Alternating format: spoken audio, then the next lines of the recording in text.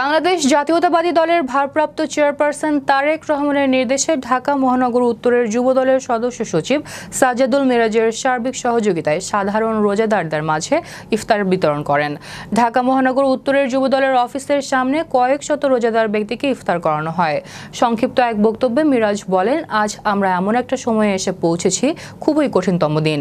সাধারণ মানুষের মাঝে বিএনপির নেতাকর্মীরা তাদের কর্ম দিয়ে মানুষকে বিএনপির ছায়াতলে আনতে হবে, তাহলে মানুষ বুঝতে পারবে বিএনপি সাধারণ মানুষের দল।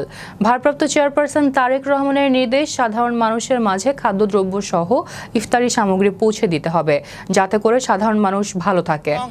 যে লোক হেঁটেছে এইবার শুধু আমরা ওপেন স্পেসে এবং খুব শান্তিপূর্ণভাবে আমরা আমাদের পরিবার এবং বাসায় সামনে আমাদের পরিবার পরিজনদের নিয়ে এবং সাধারণ মানুষদের নিয়ে যে ইফতারি আয়োজন করেছি এবং বিএনপি ভারপ্রাপ্ত চেয়ারম্যানের নির্দেশে সাধারণ মানুষদের যে নিয়ে যে নির্দেশনা রয়েছিল সে নির্দেশনা আমরা সুন্দরভাবে পালন করতেছি।